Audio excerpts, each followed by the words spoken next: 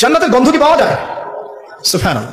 আচ্ছা একটু বলেই দিই মাঝখানে, রাসূলুল্লাহ সাল্লাল্লাহু আলাইহি ওয়াসাল্লাম মেরাজে হঠাৎ সুঘ্রাণ, নবী সাল্লাল্লাহু আলাইহি ওয়াসাল্লাম বলছেন কোত্থেকে আসছে? এটা জিবরাইল আলাইহিস সালাম উত্তর দিচ্ছেন, এটা হচ্ছে ফেরাউনের মেয়ের চুল আছড়ে দিত একজন দাসী, যার হাত থেকে একদিন চিরুনি পড়ে গিয়েছিল।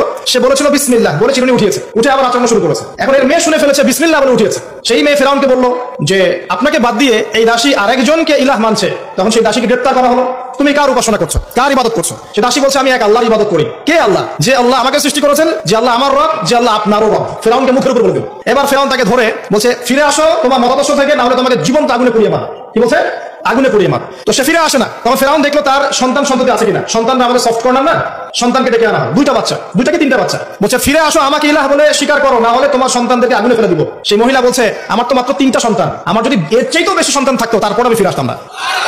একে একে মায়ের চোখের সামনে এক এক করে বাচ্চাদেরকে জীবন্ত আগুনে পুড়িয়ে ফেলা হলো। শেষমেশ সেই মেয়েটাকেও, সেই দাসীকেও জীবন্ত আগুনে পুড়িয়ে দেওয়া হলো। নবী সাল্লাল্লাহু আলাইহি ওয়াসাল্লামকে জিবরাইল আলাইহিস সালাম বলছেন ওই যে ফেরাউনের দাসী, অনেকে বলছে তার নাম আসিয়া, এই নামটা কোরআনে নাই। নবীজি পেলেন তো? অন্য কোন নবী পেয়েছেন? অন্য কোন নবীর ক্ষেত্রে এটা দলিল পাওয়া যাচ্ছে না, কিন্তু নবী সাল্লাল্লাহু আলাইহি ওয়াসাল্লামের ক্ষেত্রে দলিল পাওয়া যাচ্ছে। আচ্ছা এটা গেল নবীর কথা। এই ঘটনা ঘটেছে মুসা আলাইহিস সালামের যুগে, আর নবী সাল্লাল্লাহু আলাইহি ওয়াসাল্লাম ঘ্রাণ পাচ্ছেন মেরাজে। চিন্তা করতে পারেন কত বছর আগে ঘটনা ঘটেছে, আমরা জানতামই না কিন্তু, যদি মেরাজে নবী সাল্লাল্লাহু আলাইহি ওয়াসাল্লামের কাছে সুঘ্রাণটা না আসতো। সুবহানাল্লাহ। এরপর কি? এটা তো নবীর ক্ষেত্রে গেল। সাহাবীদের ক্ষেত্রে কি হয়েছে? একজন সাহাবী যার নাম আনাস বিন নজর। কি নাম? আনাস বিন নজর। নামগুলো মনে রাখবেন। উহুদের মাঠে বিশাল যুদ্ধ হচ্ছে। আমরা জানি যুদ্ধের মধ্যে প্রথম দিকে মুসলিমরা প্রায় জয়লাভ করেই ফেলেছিল, কিন্তু একটা ভুল, অনলি একটা ভুল। কি ভুল? ওই জাবাল রুমার মধ্যে 50 জন তীরন্দাজ সাহাবীকে রেখে দেওয়া হয়েছে। নবীজি বলেছিলেন আমরা যদি মরেও যাই, আমাদের গায়ের গোশত যদি পাখি এসে খাওয়া শুরু করে তোমরা